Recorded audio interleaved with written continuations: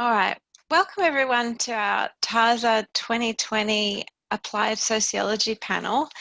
I'd like to start off by acknowledging the traditional owners on the land of which we're all calling in today and pay respects to elders past and present. I'm phoning in from Yagara Turrbal country based in Brisbane, and our different panel members are all across the country.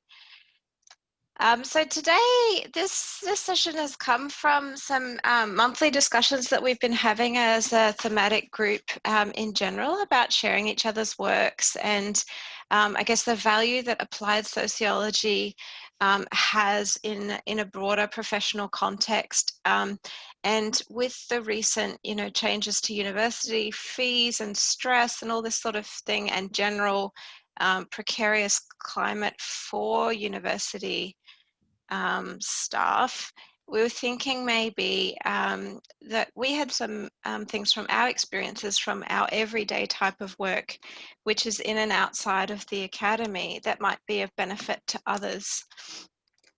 So the sorts of things that we're going to discuss today, so you'll hear from each of our different panel members, and we've specifically chose a broad group of different types of roles and career trajectories, and cover a few different topics about, what are some skills that we found are important in our jobs, some challenges and opportunities that we face as applied sociologists, some particular methodological choices we might have to do our work, and also the role of brokering sociological knowledge to different groups. So I'll just start with a bit of an overview of applied sociology and what we mean by that, which I wish I'd put on a PowerPoint slide so I didn't have to think about it on the top of my head. But basically, we're a group of people who may or may not have trained in sociology to start with at the university, but we all use sociological thinking in our applied research work. So, and not only research, but just general different types of professional work. And so that might be as an evaluations specialist, it might be as a community advocate, it could be as, I'll let everyone on the panel introduce their awesome different portfolios. But what we mean by applied is we're really looking at how we can problem solve and troubleshoot real life issues in real life contexts for people. So not just to create knowledge for the sake of creating knowledge, but really so that it has a purpose that we can apply to something, to work with people who are experiencing the issue, to think about it in different ways, to come to a better thing. And we can all discuss as well and contribute to that. So just in terms of housekeeping, so because we do have quite a few panel members and we want to be able to circulate and hear from everyone as much as possible, and also respond to any questions the audience might have. Please forgive me if I'm a bit pushy at times for word count if I need to be. I might put you on mute if you have background, no, not if I'm interrupting you, but if you have background noise, just because it will interfere with the recording and the audience experience. For questions, so in terms of format, so we're thinking we'll do a bit of a round robin of all the panel members to introduce themselves and their work. And then if you've got any questions, you can put them in the chat discussion at that stage. And then we'll go into a bit more of a free-flowing Q&A about those different topic areas that we discussed. So did anyone have any questions before I send you all a poll?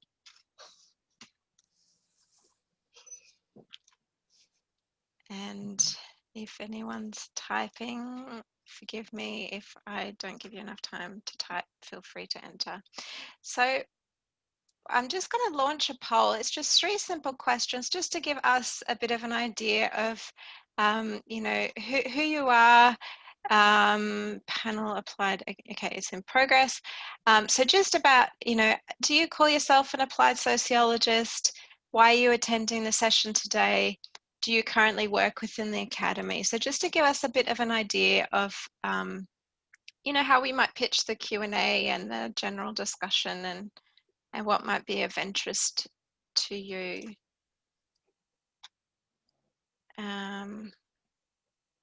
Okay, so is everyone done answering the questions or having any difficulties? Maybe add in the chat.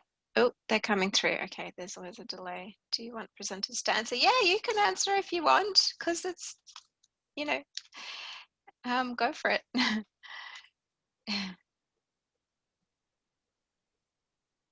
Okay, so I did it. Okay, cool. Thanks, Catherine. So I just wanted to double check. If I say end polling, we will get the results, right? Or do I have to share the results that I see now? I'm just worried if I press end, it's all going to disappear. Sorry, I haven't used this before. I might copy it just in case. There we go. Okay, has everyone had a chance to... There's one last one. Okay, it looks like they're coming through. All right, so I'm just going to end that there. Oh, what's happened? Share results. Fantastic. Okay, so can you see that now? Yeah, so we've got most people, over half, are not applied sociologists. Thanks so much for coming. And a third of us are, we would call ourselves applied sociologists. Most people attended because the session looked interesting and they are thinking about different job options and opportunities. So great, thanks for coming.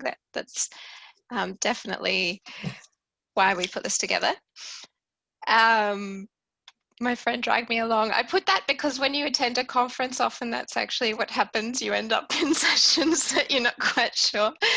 And then this question of, do you currently work in the academy, just shows that, you know, there is a diverse group and that sometimes we do quite sit outside universities, and it's complicated is actually a thing, because sometimes you are, maybe you were, maybe, etc. Okay, so I'll stop sharing that. Okay, fabulous. So, so now I'll introduce, we'll start the round robin of the panelists. So just before I pass you all around, I'll just quickly introduce myself for people who don't know me. I am Sophie Hickey. I am based at the Molly Wadaguga Research Centre at Charles Darwin University. But for the last 5 years, I was working in a hospital, doing the same work now, still work with the hospital, just didn't have a job, so needed money. Same job, same team.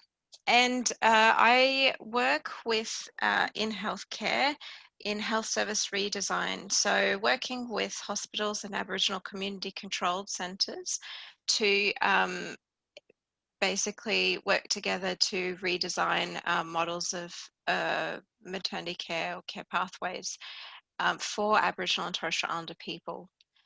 I didn't call myself a sociologist till maybe 2 years ago, even though my undergraduate was in sociology and so was my PhD. I found sociologists to be a bit stuck in their heads and couldn't really identify with a lot of the work I was seeing. But then I discovered the term applied sociology, and then I realized that was very much what I did every day. And here I am. So that's a bit from me. I might introduce you to Kim Stace first, because you're on my left. Kim, if you want to introduce yourself a bit to the audience and also tell us a bit about your work, that'd be great. Thank you. Hi everyone, I am Kim Stace and I work at FAMS, and FAMS is we're government funded, so we're a New South Wales peak service. Our members are child, family, youth workers, really community workers on the ground. So my work predominantly is around supporting that sector, and the sector has a range of expertise and education. So really our role is about probably getting the sector to engage in research and evidence so that they can develop and design programs. Then we look at measuring outcomes predominantly for clients and communities and analysing those outcomes to inform what they're doing next, and as probably a continuous quality improvement, but also then to be able to speak the language to government.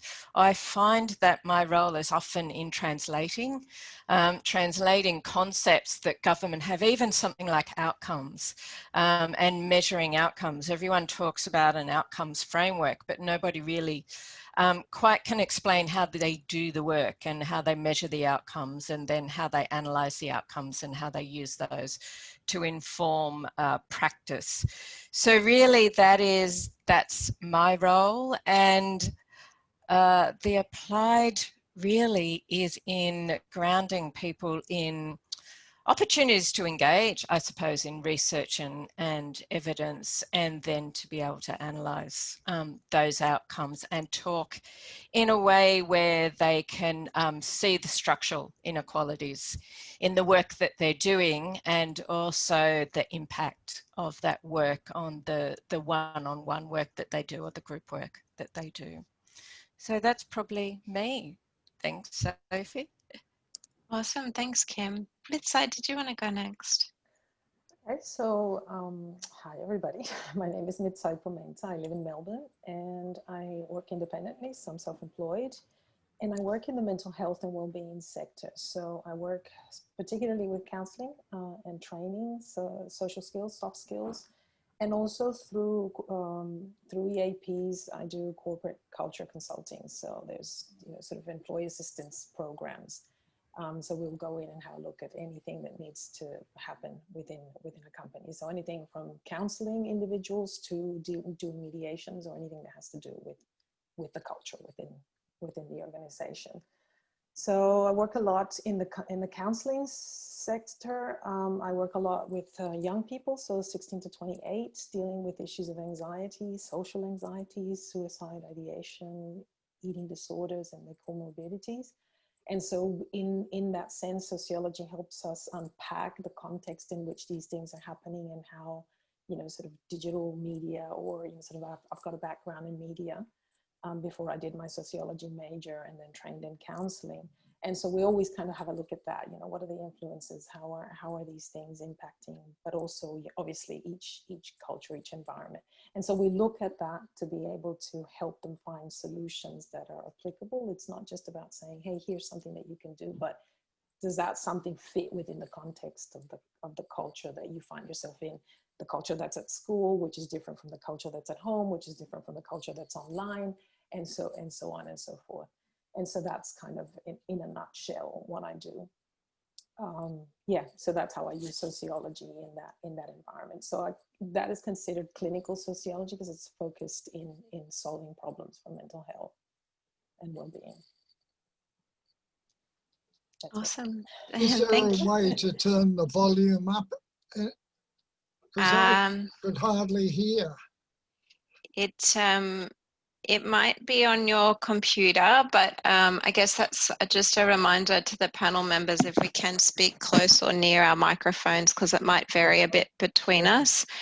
Obviously you can see my microphones right here, but Alan, if you go to the bottom right hand corner, there's probably a little speaker button that you can click and change the volume for your computer, but I don't think you can do it from within the Zoom. Alan, did you want to go next and introduce yourself and tell us a bit about... Go next.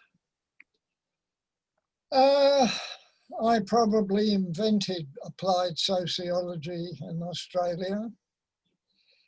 I started in 1958, and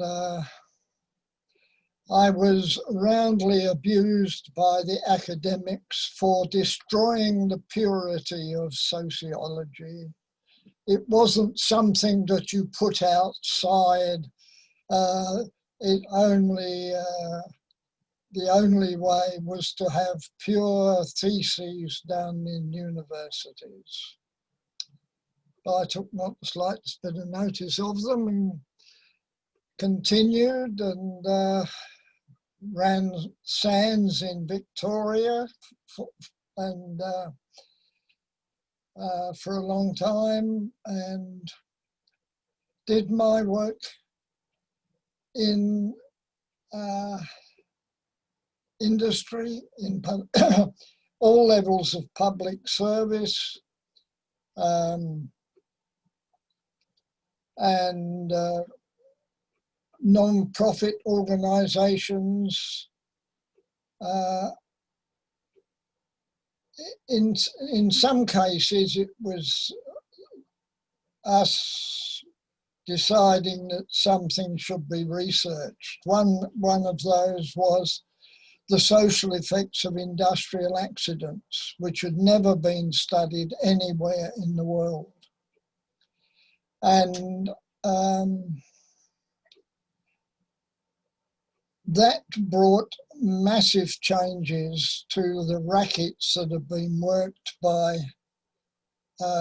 lawyers in particular, and some doctors and some governments, to make sure that they didn't pay more than they absolutely had to accident victims. And it didn't matter what was published in the paper about the huge amounts that people got. Nobody said then that most of it had to be paid back because they most of the money they got while they were sick had to be paid back. And the most that anybody got was 1 year's salary. Whereas they were saying, look, he's got millions of dollars in this. This is the biggest payout ever. And it was a young fellow who'd fallen through the roof while doing plumbing and crashed to the ground, and lucky to be alive, and had been in hospital and at home sick for about 18 months. And I used to go and see him and talk to him, and he started coming to life. And eventually we got him out of that. Got him to walk again. And but it was a long period, and there was this huge amount of money he was going to get, and the press made all sorts of innuendos about it.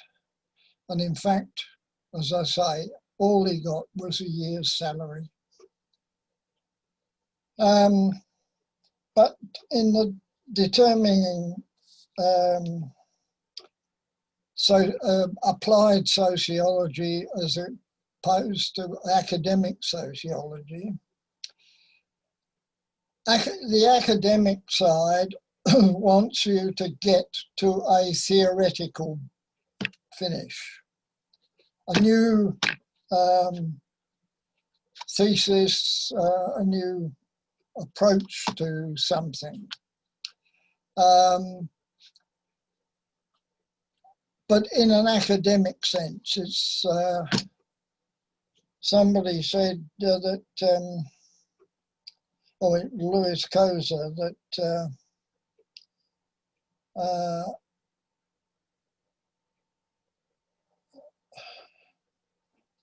academics feel most at ease studying the status of inferiors. And when you think about it, what they do is to look at something and say, this is what it is. There's no approach to saying, this is what it is, how do we make it better? And that's what I see applied sociology about. The other thing to remember is that you mostly cannot set the parameters or the approach. They are done by other people, and you've got to learn either to accept those or how to get round them. That'll do for my lecture for today. Thank you so much, Alan.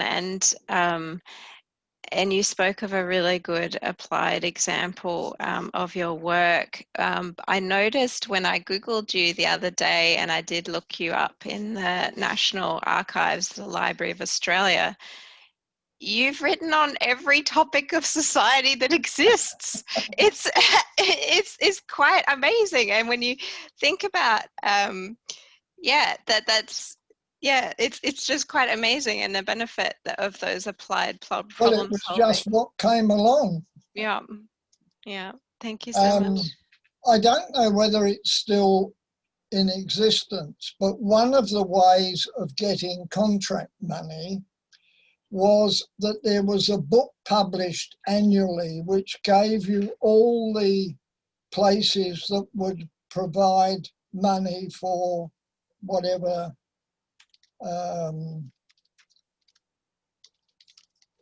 or people who wanted to do research or do this or do that.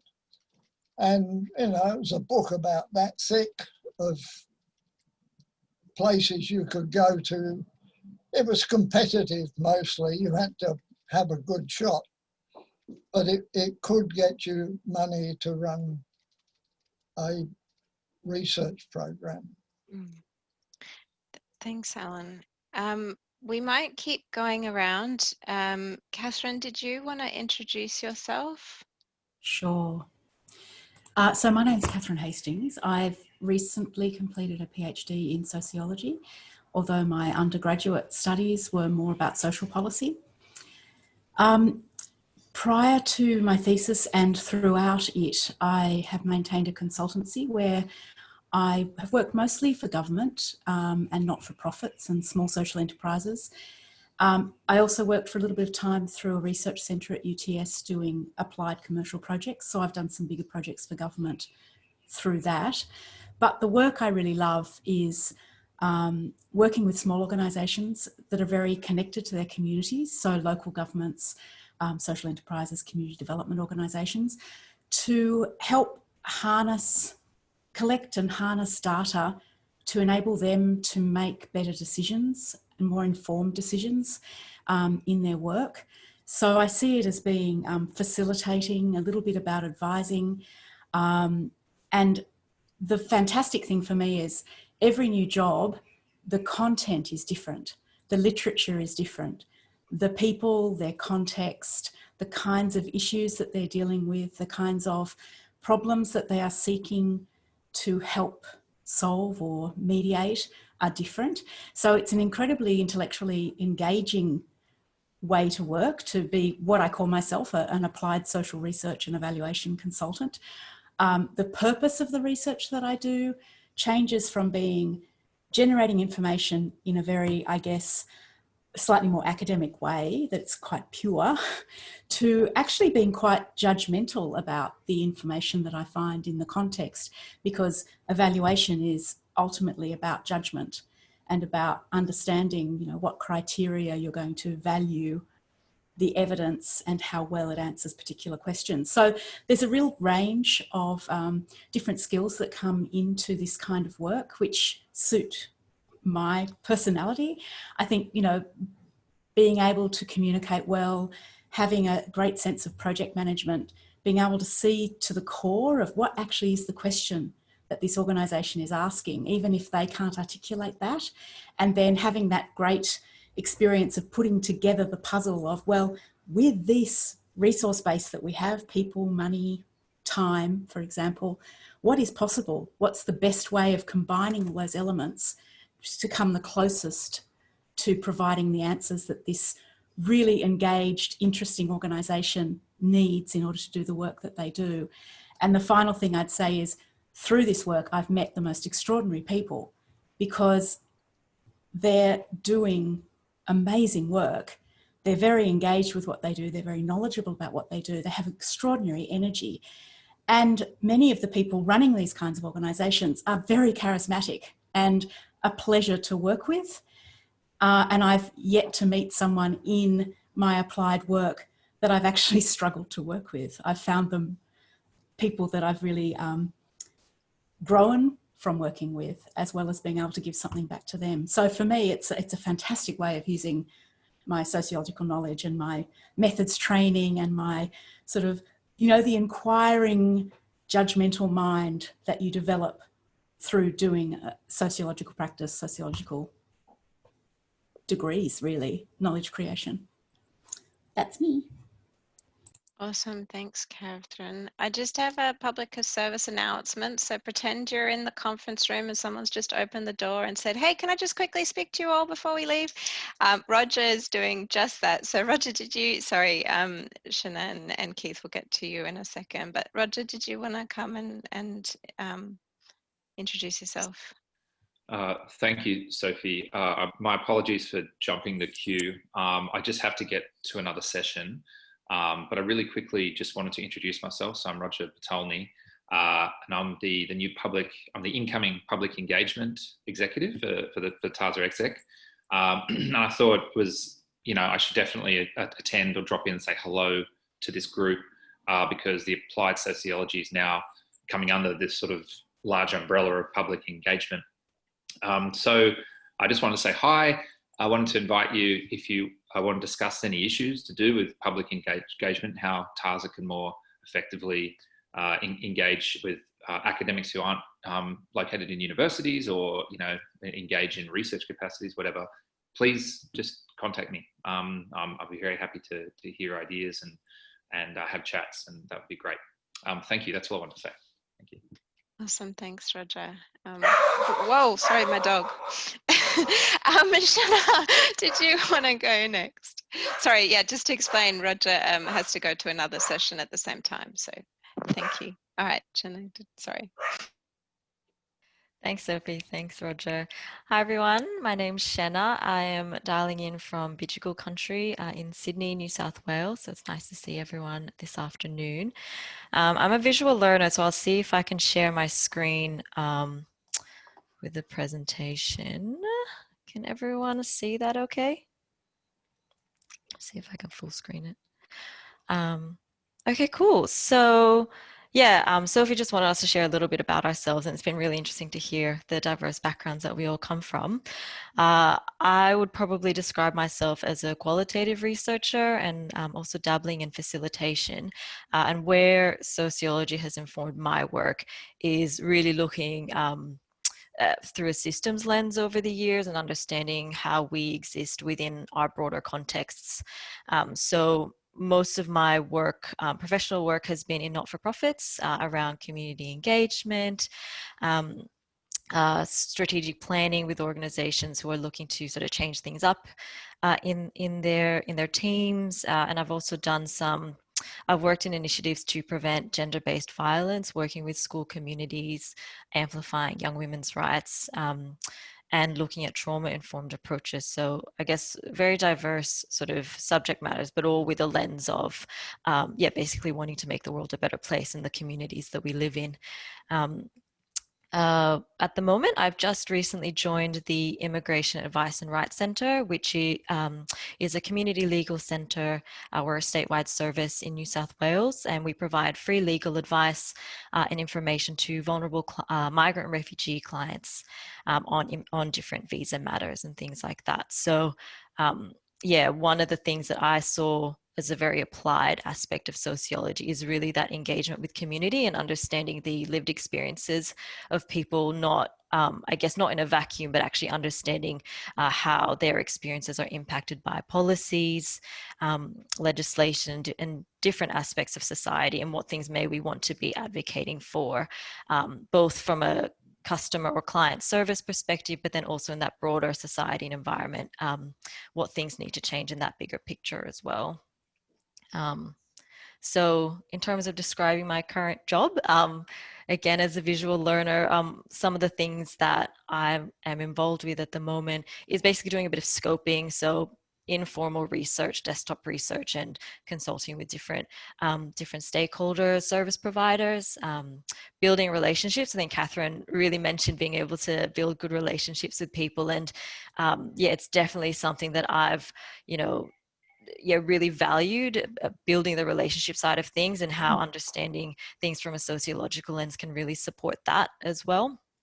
And then, from the scoping and from the identifying things that we can do and building those relationships, a lot of that then comes down to how do we communicate. So translating things to government or different audiences is something that I certainly see is really important as applied sociologists as well, and also different audiences. So for example, the work that IARC does is very much around communicating complex legal matters to migrant and refugee clients, many of whom have limited English. And so really understanding their experiences from that lens as well is really important when it comes to communication.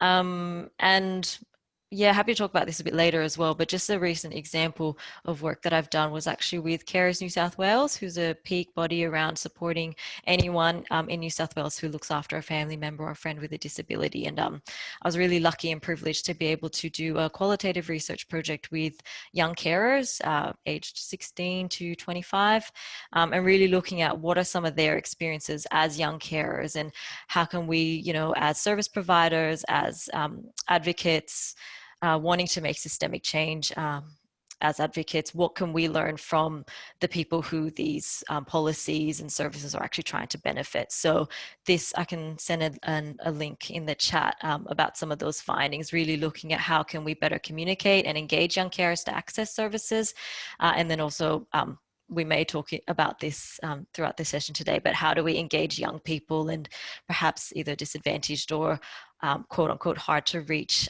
populations in research as well. So that was a really interesting learning for me as well, how to do this sort of applied research on the ground, and really being informed as well, being informed by their voices in both the design of it as well as conducting it, and the way we communicated the findings then to the public as well, really wanting to put the beneficiaries and the people who were involved in the research as participants at the front and center as well. So yeah, that's a little bit about my work that I've done. Thanks. Awesome, thanks, Jenna. Keith, did you want to go next? Just to say, I don't know if you heard my phone ringing. You didn't? Oh, well, it's the second time today that they've rung me about a scam. That they are about to delete $1,400 from my account, and unless I tell them something, so I just put the phone down. So be careful, they might be ringing you next. Don't worry. Thanks, Alan. Keith, did you want to I did introduce report yourself? it to my bank after the first one. Yeah, and Alan, I think that shows how much life has changed when we get all these phone calls unsolicited trying to milk money out of us, whereas not so long ago when a phone rang, it was something important and you could not ignore it, whereas these days you don't do it. And I was just reflecting as you spoke on how much life has changed in your career, the whole workplace safety and insurance thing. It's, we make remarkable strides in society, and it's really heartening, I think, to see the role that sociology plays there. So, but anyway, that's a diversion. My name's Keith Noble. I'm coming to you today from Duru country, which is in Innisfail in far north Queensland. And I just want to, before I forget, thanks Sophie for bringing us all together here. I started out, I grew up in Brisbane. I studied agricultural science. I didn't come off a farm, but I had a lifelong aspiration to go farming. And since then, I've worked in agriculture and natural resource management across regional Australia. for all levels of government and for Indigenous organisations before actually buying a farm in the wet tropics at the turn of this new century in 2000, which just seems like yesterday. But so we do that. We also, with my architect wife, run an architecture and rural planning business. And I also chair the regional natural resource management body for the wet tropics called Terrain. And I actually want to, if you'll bear with me, talk about all three roles because they're part of a continuum and really shouldn't be or couldn't be separated into discrete units. So I became very aware late in life that I was actually a sociologist. It wasn't until I was well into my PhD, which I only finished in 2016. So this is quite recent history. So I had an epiphany and realized that that's what I was. Before that, I'd felt I'd done a lot of different things, but I never actually quite fitted into the mold of any one career or paradigm. But the unifying thread for me was always my focus on people.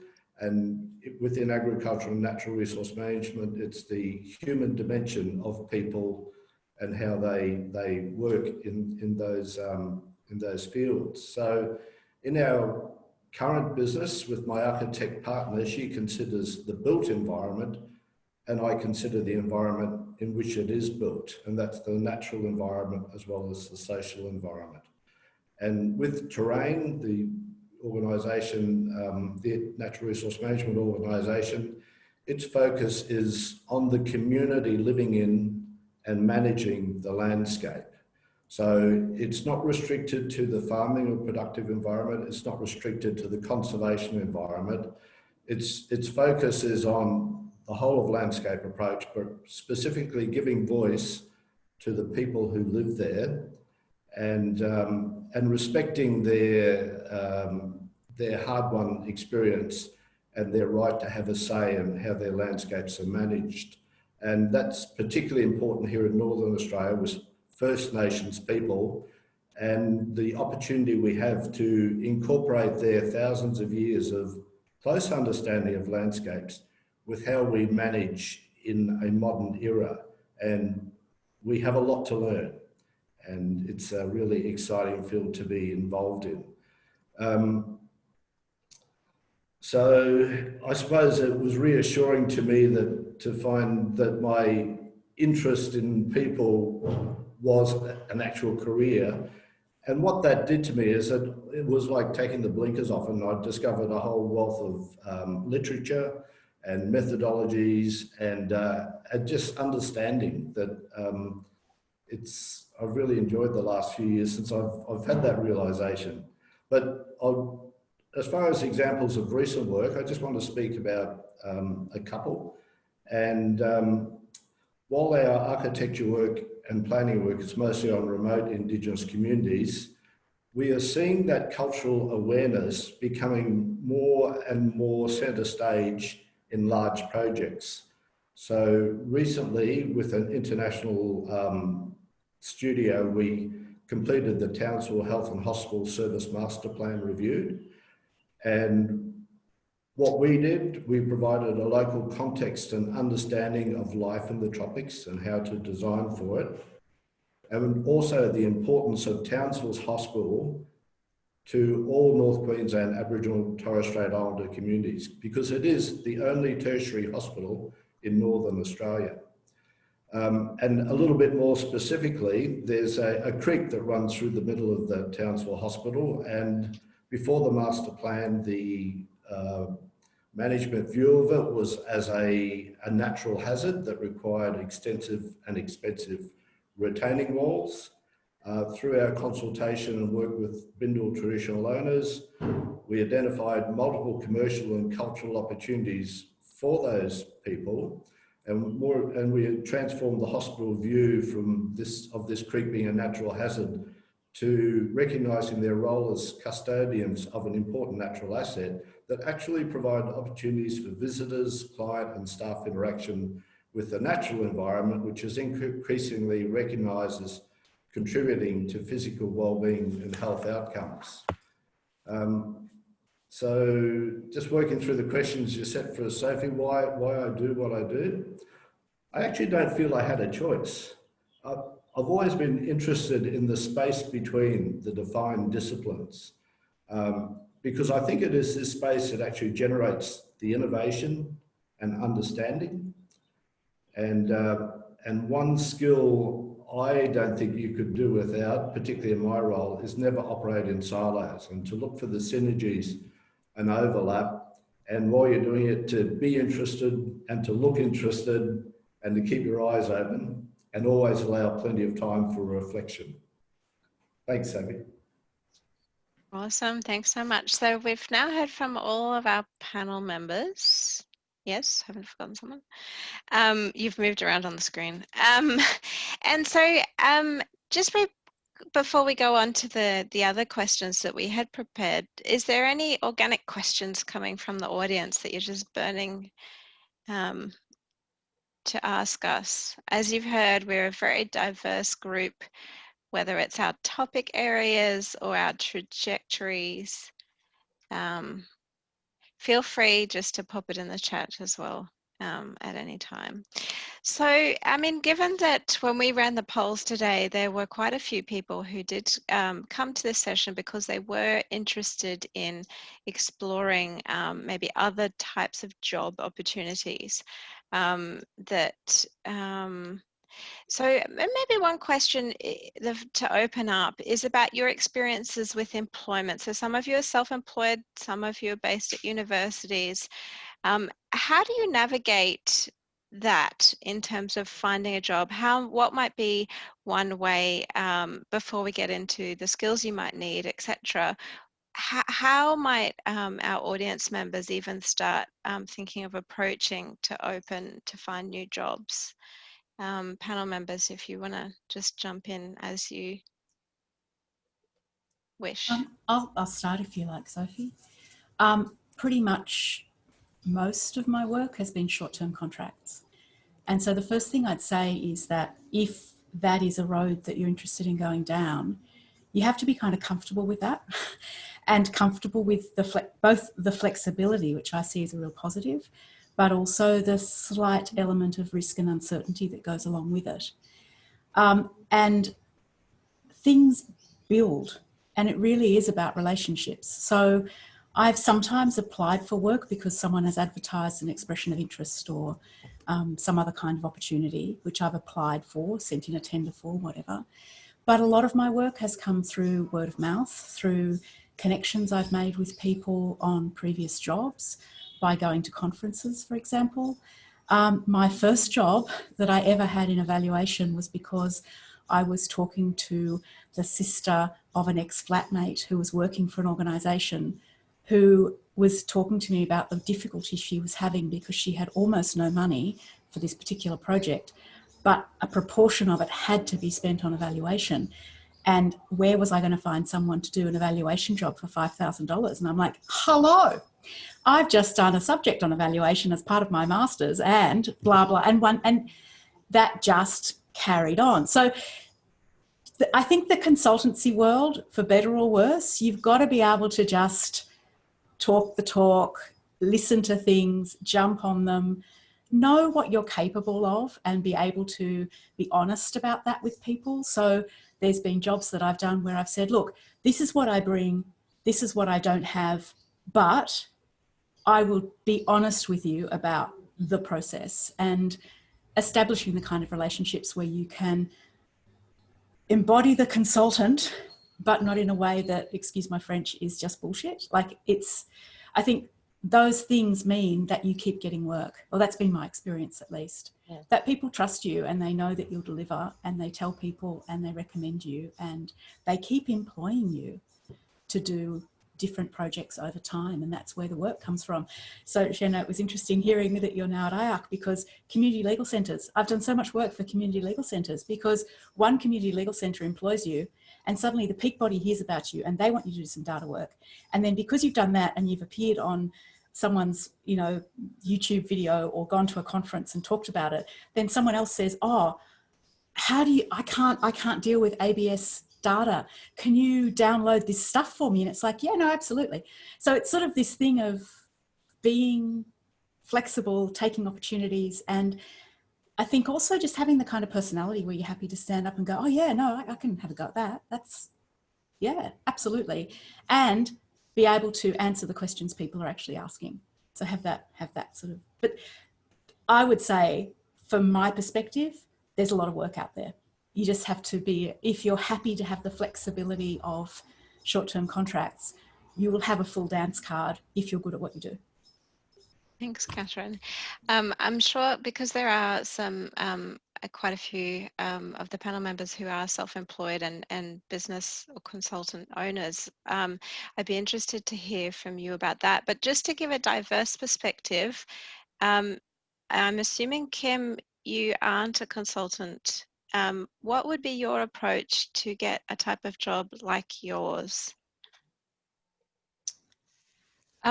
Yes, well, you know, while I'm not a consultant, it's not where the money is either. So, you know, I should really just play that card.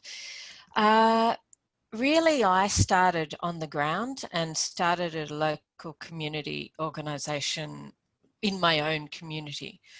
So that's where I really started. I had 4 daughters, and I was looking towards a career that was different to my previous career, and one that reflected my values, because I used to be in investment banking, and say no more about that.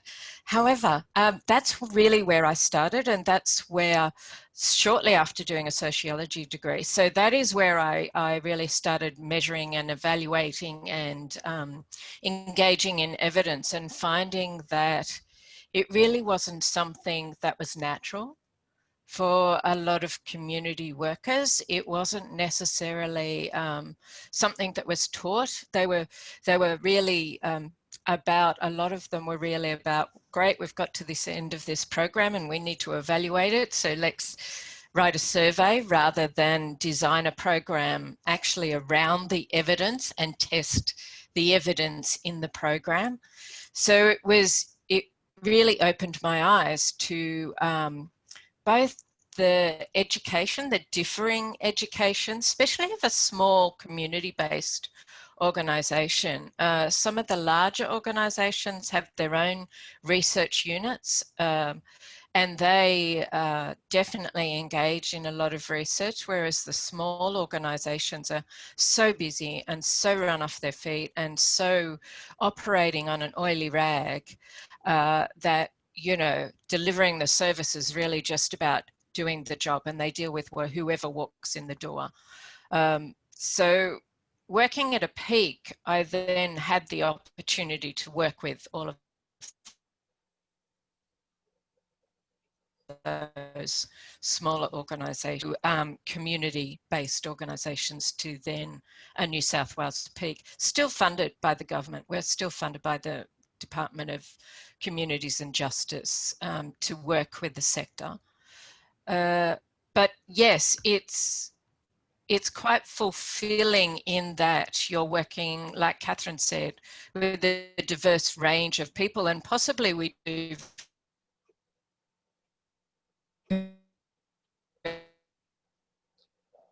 I might say that if anybody at any time wants to talk over something, you can always give me a ring. You know, I've sat down. I'm happy to talk to anybody about the problems of sociology applied. Thank you, Alan. Kim, I don't know if you're aware or whether it's just me, but your video sound thing was glitching. Sorry about that. It could be my internet. Yeah, we can hear you now. But thank you, Kim. That's an interesting, different perspective. So trying to find somewhere that has the funding, so big enough to have the funding, but diverse enough to have a grassrootsy application type of community advocacy with the smaller groups. Mithzay, did you want to talk a bit about how do you apply for jobs that say clinical sociologist and send it through seek.com? There are no jobs that say clinical sociology, because it's not in Australia, it's not a recognized thing per se. In fact, if you search sociology jobs, they lead back to academia. So outside in the applied sociology, I haven't come across very many of them. But same as Catherine, for me, it was about the network. For me, it's about, you know, being able to demonstrate to people the value of the perspective, of the sociological perspective, being able to know exactly what it means in each context, and being able to speak about that to people, to demonstrate that, to clearly, and sometimes that is about listening to what they're saying and proposing something, answering the questions that they have, like you know, sort of others have said. And sometimes it's about asking the right questions that lead people to kind of go, oh, actually, I don't know the answer to that. Oh, the answer to that is found in sociology. And so you kind of have to sell it in a way. So it becomes about that skill of being able to demonstrate what the value of sociology is in what you're doing, and then it becomes something that you stand, that people then get known for. Again, all my work is I'm independent as well, but all my work comes from referrals. So people who have already worked with me then either keep coming back or keep sending other people, or my network of professionals have, you know, sort of been satisfied with the work that we've done and continue to refer clients or work.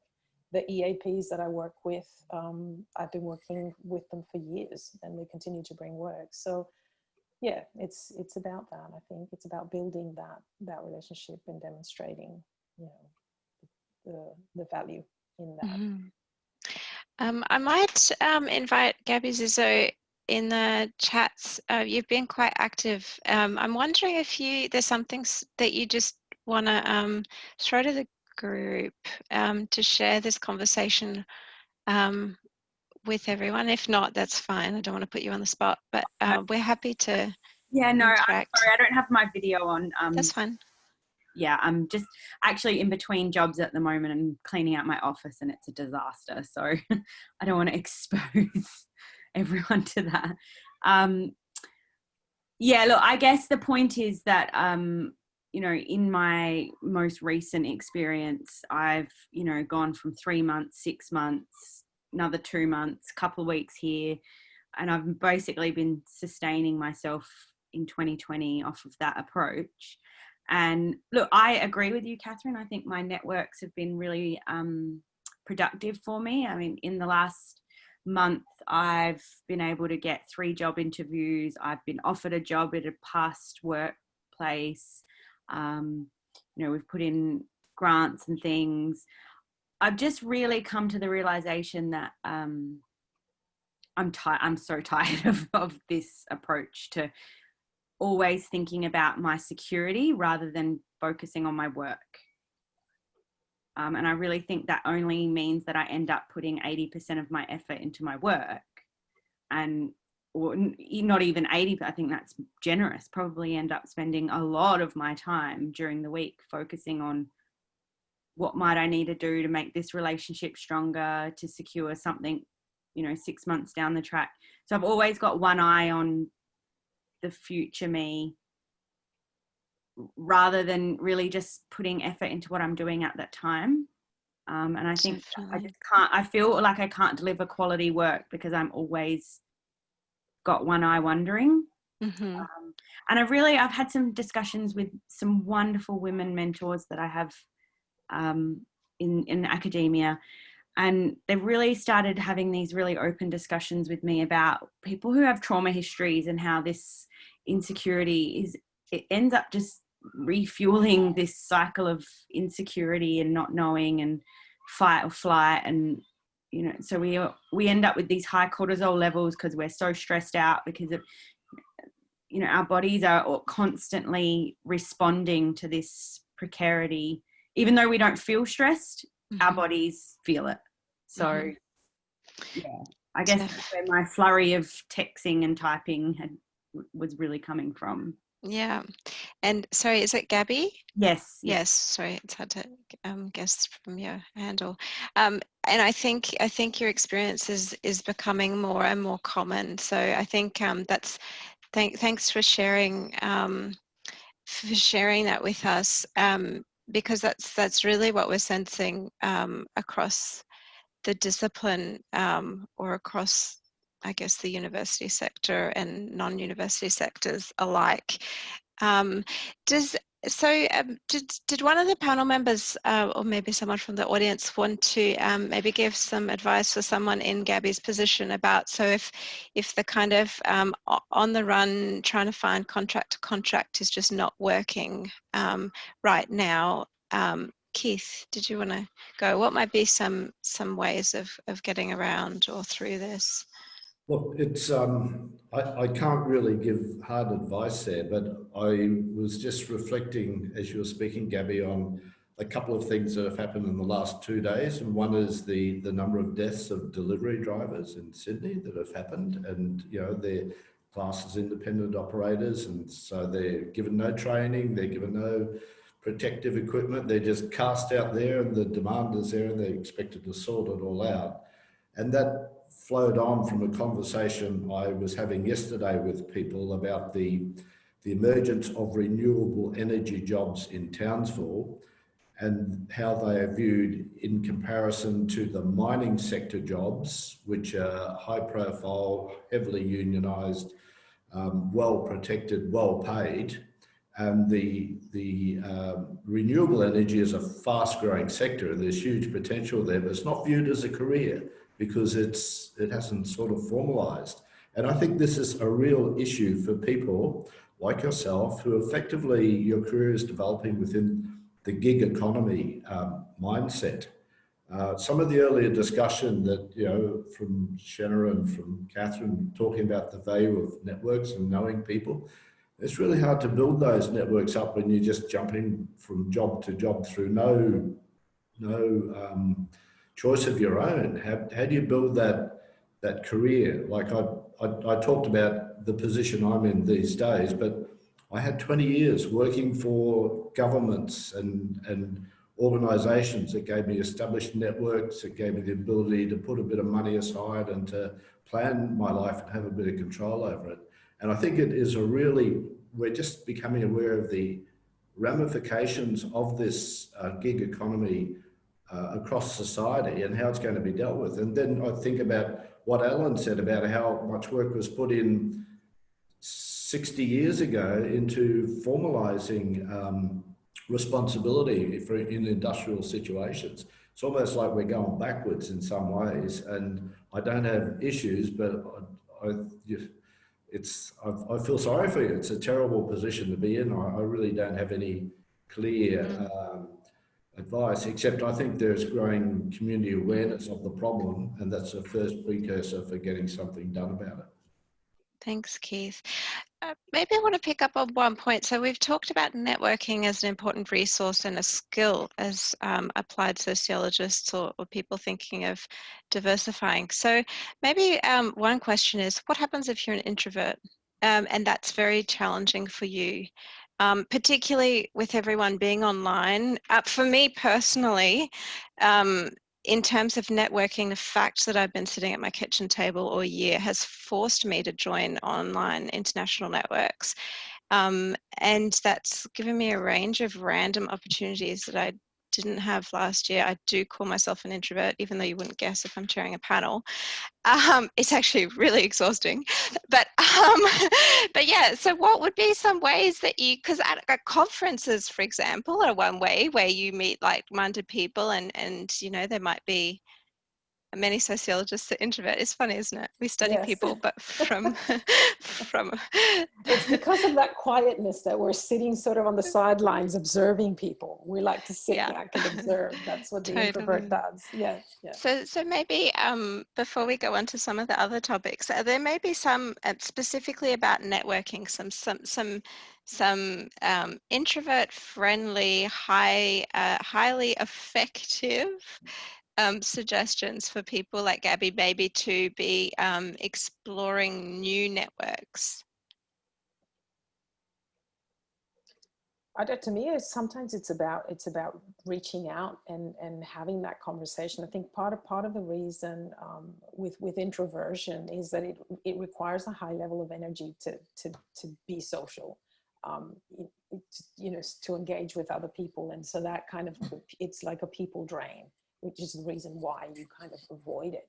So it's about making an informed decision, and to engage, to go that extra mile and engage, in changing the mindset. I want to pick up on something that Gabby said before about, the history, the lived experience that she has of that a person might have, and how that actually shapes the narrative that you have for your life. And I think that's an important key aspect, is to be aware of that narrative that we have. Like, if we come from a cultural narrative that work should be solid, and as a sociologist, we're trying to transition out of that. It has to be academic for it to be, sort of safe. And the truth is that the environment is changing, and the whole economy is becoming a gig economy. So it's not just a sociologist issue. So then again, taking back on that is changing the mindset and saying, okay, I'm going to make an informed decision. I'm going to make that effort to write that email, to touch base with someone, knowing that if they don't reply, okay, I'm exactly where I was before I tried it. And if they do, then great, I've made a contact. Because you can't expect yourself to kind of go from not wanting to have a conversation or talking to people to be bubbly and excited. We're not saying find something that works for you. If it's about reading articles and touching base with people, if it's about having conversations and approaching people and asking questions, usually that helps. I find a lot of the ways that I make contact with people is actually about seeking interdependent work, seeking connections, to going, how do you do that you do really well, that I find really difficult to do? Talk me through that. And then, sort of creating networks that are not necessarily competitive. They're more interdependent. They're more about, you've got strengths that I need, that we can work together, and I'll provide this and you provide. And so trying to build that kind of network, by tapping into what people know. And then you've got to find something that works for you. If it's writing emails, or if it's, sort of joining places. I'm sure you, as an introvert, when you decided to take on this role, that was like outside of your comfort zone. And I bet you when you finish this, you go on a stretcher for a couple of hours. Don't talk to me. But just making that step means now like we're taking that step means that we're connected, and we know you, and sort of, does that make sense? And then that's it. You probably wouldn't join 5 committees, but you can join 1, and you can do, see what's manageable for you as an introvert, and then try that, give that a go. And I think, there's also a difference between being an introvert and having a little bit of confidence, I think, because I do not feel comfortable walking up to strangers at conferences and having those conversations. Okay. I don't do them well, and maybe that's why they don't work, but they don't work for me. But I do feel because I know what I'm like myself and how I experience other people. People love being asked for advice. They love being asked if you can show them something that you don't understand. They love to talk about their own story and how they got where they are. And actually making contact with people that maybe you've read something of theirs, or they've said something in the press, or they run an organisation that you value and think highly of, or there's some other thing about them that makes them attractive to you, to actually use that as a way of making an initial contact. And there's been a couple of different jobs where I have contacted someone because they are an evaluation guru person who came up in a course that I did. And I've contacted them separately to ask them about something quite specific. Like I wasn't very casual or general. I had a specific question about something they had said that I wanted to work out how to apply in a particular context. And that person ended up getting me work later on because someone said to them, I'm looking for someone, blah, blah, blah. I liked her. I bet she could do that. And a lot of it is, for better or worse, people using their guts to say, there's a mixture of personality, skill, mindset here that makes me think they're a fit for something. And so I think it can be very sort of low key, interpersonal. It doesn't have to be freaky, but strategic nonetheless. Definitely strategic. Thanks, Catherine. We've Oh, got there's a question there that I'd for love to answer Catherine. later as well. Or Yeah, now, what or would you should we just do it prefer? now? Regarding contract work, so question for Catherine, and everyone else if you want to chime in. What do you do if your sociological evaluation is not received favourably and the employer or your client wants a refund or take legal action against you for advice that led to unwanted consequences? Yeah, I have insurance that I use as a consultant for this sort of thing, but I've never had to call on it. I think there's a lot you can manage during the process so that these things don't happen at the end. There's only been one job where I've been deeply unhappy with how the report has been finalised, and that was when I was working for a short period of time, because it didn't suit me, in a larger consultancy where I had a boss who had a political agenda in terms of getting the work in the future, and it was for a state government department where they were terrified of what the minister would say. And I hated that job. And it's one of the reasons I went back to freelancing, because even though that job was permanent, it didn't suit me. So I think a lot of this is really about knowing where your own values and ethical systems lie and what you are happy to live with in the commercial world. That is something to consider. So I've had difficult conversations with people that I've had to manage carefully. I've had conversations with the people who commissioned the work that went beyond what appeared in the published back to the funder evaluation document, which, you know, it's something you've got to work out what ethically you're prepared to do. But yeah, I think a lot of it is how you manage the relationships throughout the project. And as I said, most of the organisations I work with are smaller ones where I can do that and where I can be much more aware of the politics of the organisation and of their sector and of the funder potentially. The bigger commercial consultancies, the consultancies that do bigger multi-million-dollar jobs for government, it's different. And I don't feel comfortable doing that. It's not what I want to be doing. So there's choices about, yeah, but thankfully, no, I've never had an outcome that's that brutal, thankfully. And I'm hoping I wouldn't let it get to that. But obviously you can't control everything, so. It brings up an interesting point, though. Maybe that's quite the pointy end, you know, if it's going to legal action. But I guess negotiating that balance between the objectives, because as I think it was Alan who said at the start, is you don't necessarily set the parameters if you're working for a client. And we've had conversations about this at our monthly catch-ups about, you know, how do we navigate those moments where, so say, for example, you're working with a government agent, or like the examples that we've said, yeah. But you're, you know, like take my work, for example. I constantly have to reframe the way that I say things because I want the stakeholders to be on board. If we tell them, you know, well, straight up, if we go, you're racist, it's all bad, then, you know, the door's going to shut and they'll just, you know. So one of the things that I developed was I knew, well, somebody else might have done it before me, but it was new at the time, was for big questions where you had a large number to interview, was to use groups on the questionnaire.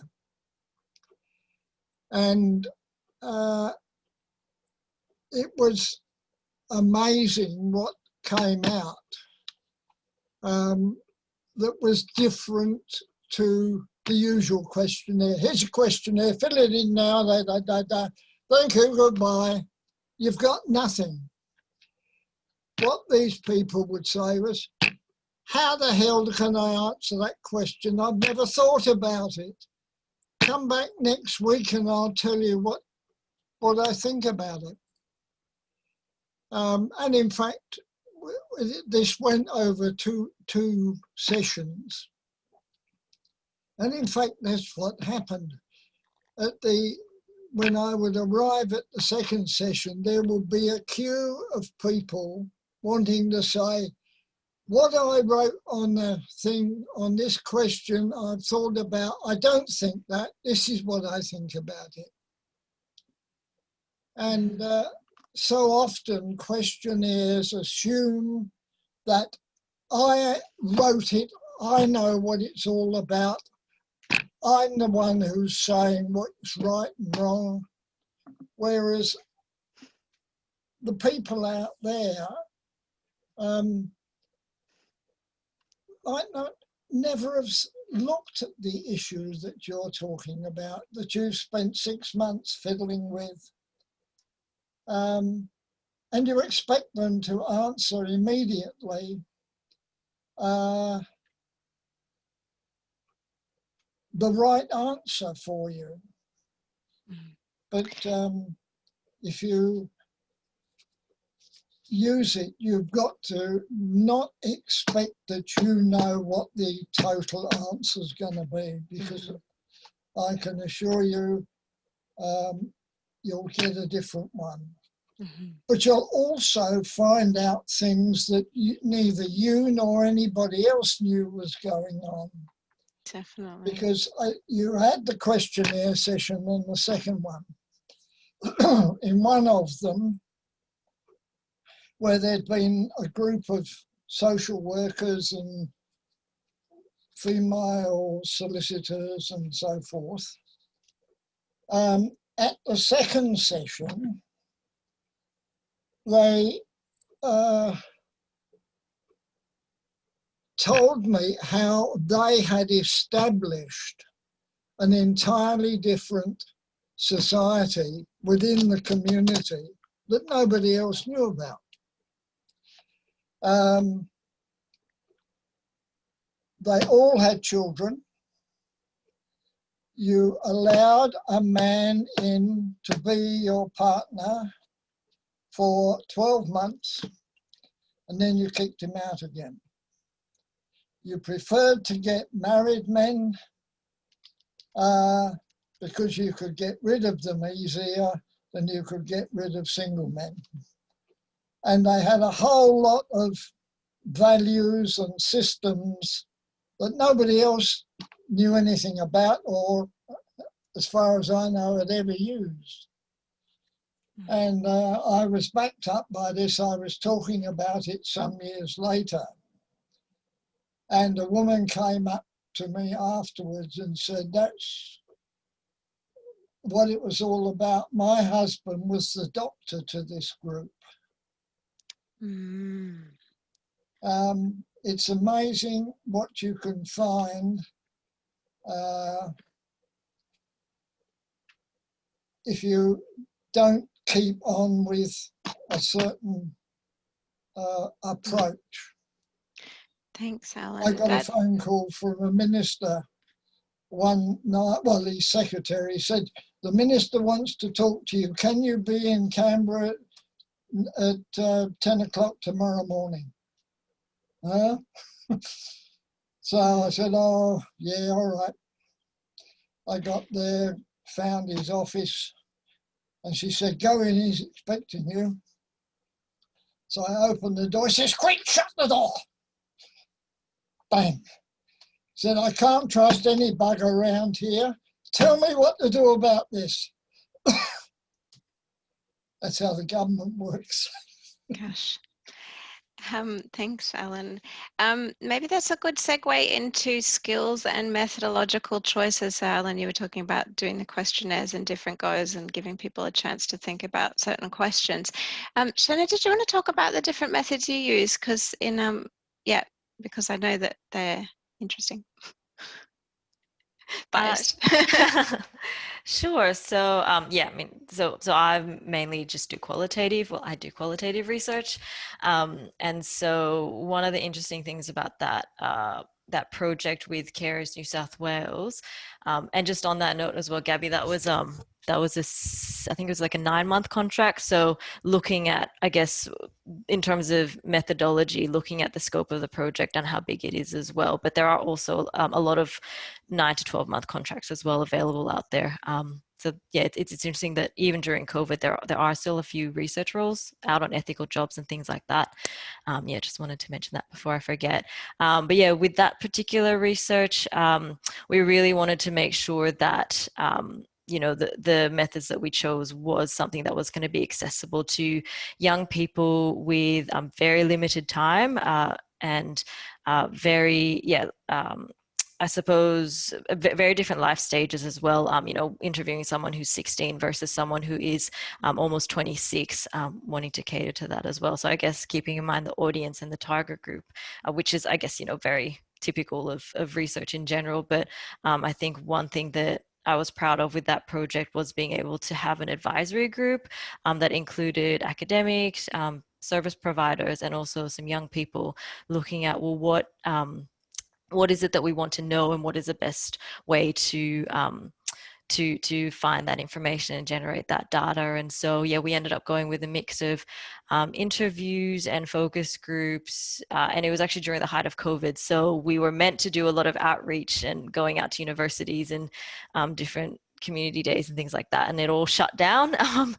But what we found was that we couldn't do any face-to-face data collection at all. So everything was online and by phone, which actually ended up being a bit of an advantage, because a lot of the university age students who were locked down and didn't, you know, that they actually had a lot of spare time in the end. So we actually were able to get much more of an uptake doing one-on-one interviews via Zoom or phone, depending on what they were comfortable with. And then we did end up doing like a small focus group with a handful of people via Zoom as well. I think it was pretty stock standard, and depending on the trust that we built, it was myself and another researcher who conducted those interviews. But we had a hunch for what might work, but we also made sure that we were talking to people with lived experiences as well to kind of tweak what we asked and how we asked it and that sort of thing as well. Thanks, Jenna. Again, I'm mindful that there's some great stuff happening on the chat, but maybe, so a bit of a quick round robin from the panel member about the one skill, and you can't say the same thing as someone else. Sorry, I hate it when people do that, but it's good for the audience. One skill that we really need as an applied sociologist, or that would really help you to do this sort of thing. Catherine, I know you've said some basic quantitative methods. I would definitely concur with that, even if you're a qualitative. Sadly, economic rationalism, etc., very much favours numbers. And I'm talking really basic numbers. You don't have to be a statistician. Just don't be scared of adding things together and doing percentages and then putting a nice figure together in Excel. If you can do that, people will pay you. It's crazy. And if you can augment that by working out how to get into ABS and getting out their survey and census data, people will pay you. And then you'll get to do more interesting things for them later. But basic quant skills get you indoors. Thanks, Ranting. Catherine. Sorry. You're right. And Kim, you've said interpreting concepts for the context you're working in. So this is the knowledge translation. I mean, I know that has another meaning, but I mean the actual knowledge brokerage, shall we call it. Kim, did you want to quickly talk about that? Yeah, look, it's applied in the sense of the word. It's how to apply in the context of the people that you're working in, because there's just that language is a real barrier for some people, and they could call something another name for something that really they is called something else in government. So we've found that really we often talk about us as interpreters for that knowledge to get from one place to the other, just because of a language barrier. And not just different languages, you know, the way we talk about things and the terms and things we use. Thanks. Mithzay, did you have one skill for people to maybe think, if they're thinking about this, that, you know, whether it's the opportunity for upskill or just to realize that that was a strength? Yeah, along the lines of what Kim was saying about interpreting and translating concepts, is the ability to work interdisciplinary, so that you are able to actually cross over different disciplines, like sort of, you know, for me, for example, it's psychology, psychiatry, it's, you know, sort of community development, and they all kind of cross over. And it's exactly that, what it means to one group means something different to, and often they find themselves talking about the social when they're actually meaning something else. And it's everything, you know, gets labeled with that, or summarized into one. So it's about being able to go, are we talking about the same thing? So it is the same, but it's the ability to work into discipline and analytical skills, I guess, in that context. Mm-hmm. So guys, I will go back to the question about to uni or not to uni, or academia or not to academia, because I know there's a lot of questions about that. But I just want to get the quick skills that we need as applied sociologists, because they might not be necessarily things that you're used to as a university-based sociologist. Keith, did you want to Keith, I'm interested even just about tendering processes. How do you get your work? Do you apply for tenders? Like, how do we, I would have no idea how to do that. We do spend quite a bit of time applying for tenders, and most of it is unsuccessful, and it is really, really frustrating. But it's over time you learn how to speed up the process and, you know, develop some shell documents and processes that can make it a bit quicker. But it's a hard gig, tendering, and I go back to so many comments earlier on about personal relationships. Most of our work, and particularly our good and interesting work, comes through either people we've worked with previously or people who know people we've worked with previously, which is a little bit unfortunate, but that's just the nature of it. And I suppose where I am at in my career now, I've accepted that is probably the way it's going to be, you know, into the future too. What we have changed more recently that's aided our success is by aligning our small practice with a larger practice. So the Townsville Hospital practice we did with Hastings Studios, and we provided the local detailed content that got their bid over the line. And it was actually really good working with them, because they had 20 people dedicated all over the country and a fantastic skill set. So that might be an approach that people might be able to consider about professional liaisons and associations, particularly when you're in regional areas where you can provide that specificity that a large, well-resourced company wouldn't necessarily have. So I'm just mindful that we don't have that much time left, and we do want to have a discussion about this. Do you need to be part of a university or not thing? So forgive me if I switch to that quickly. So ethics are a nightmare, and by ethics I mean a capital E, which is bureaucracy, not the moral compass that we each have in our everyday. In our research centre, we make very pragmatic decisions about, is it a consultancy for a specific purpose that we don't want a scientific journal out of? And if that is the case, then we don't apply for a million different things if we're only working with one small organisation that doesn't even have an ethics review group. You know, working with any government department is a nightmare if you need to get research governance in a hospital. But for me personally, I think there is value keeping a foot in the door for academia, I mean at university, and it doesn't have to be full on. I think it was Gabby, but a lot of you have had similar type of questions. You know, yes, it's probably a good idea to keep, you know, a publication every couple of years coming in, but you don't have to be leading it. That's another opportunity, is you can kind of find friends, like people were suggesting about, is there a paper that you loved? Can you email the corresponding author? Or is there a Facebook group? Or is there, a TASA thematic group? And just a plug here, if you're enjoying this type of conversation, I suggest you enjoy the Applied Sociology group, because this is generally the kind of discussion we have once a month. Facebook groups have been a surprise this year, I found. I had a soap and a sourdough and a cattle dog group, and then all of a sudden I was like, what happens if I put in my really niche research? And that found it, and now I'm connected to like 300 people around the world. But university, like Catherine said, gives you, so whether or not it's paid or not, library access is a huge one, so you're not behind a firewall. Even if you're running your own consultancy, there's probably a little bit of credibility to certain people if you have a university affiliation. But yeah, so whether or not to ethics is usually the distinction is, do you intend to publish a scientific journal article and make it considered, official knowledge in the, whether is it just a consultancy that's behind closed-ish doors. Does anyone have any other points to add about that university affiliation and keeping your options open? Library access. Yeah. Having access to databases and journals is gold.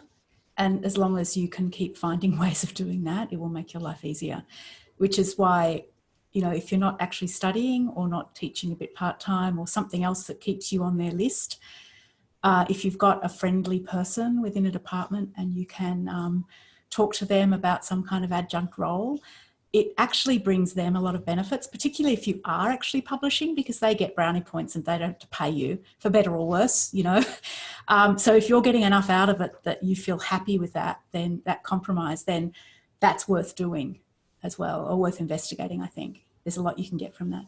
And with ethics, I would also say, if you're doing your own work, I go through an ethics process myself. I ask myself the questions that you would be asked in an ethics application, and I write down the answers. And if it's a particularly vulnerable group, I also talk through that material with my client, and we make decisions together about that so that it's not all on my back. And I've got a paper trail, even if there's not a formal process, because I'm not publishing. That's a great point, Catherine. Anything that I would add to that is that there is, to some extent, a legal concern about some things that you shouldn't ask something in this way, but you could ask it in that way, sort of thing. But don't the universities have a legal officer these days? I think you can seek legal advice from the university. I guess the question is, what happens if you're not part of a university? And the other thing, it's probably a good point to remember that there is, as a TASA member, you do sign up. We talked about this in previous conversations. You do sign up to a code of conduct or code of ethics, yeah. Sorry, yep. And so there is, I guess, these general rules that we should abide by. And I guess it talks to building good relationships. If you're not checking in with your client and your stakeholders, etc., throughout the process at multiple time points, then, you've got more chance for something to not be as someone expected. Yep, TASA group of contact. You can be involved in the example I had, where you had a group of women who were working under a different ethics system to the main part of society. Now, was it my job to tell them off and tell them that they shouldn't be doing it? No.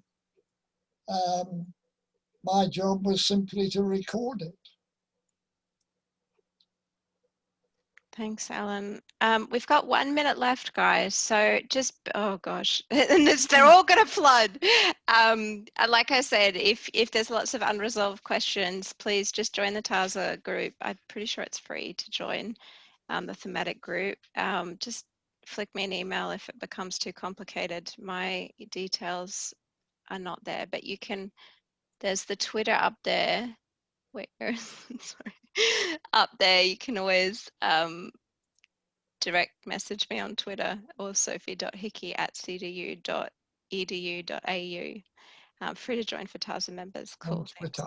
Thanks, Twitter or email, or even Sally, poor Sally. She's me and her talk so much. All right, guys, I really hope that you've enjoyed the session, that you've got something out of it. And I really like to thank panel members, each and every one of you, for sharing your very different trajectories and wisdom. And enjoy the rest of the conference. I really hope that this virtual thing is not being too much of a barrier, and you're still able to hop around and see things that are of interest. But yeah, keep the conversation going. Don't be a stranger. See you, everyone. Have fun. Bye. Bye. Thank you for organising. No worries. See you later. Bye. Yeah.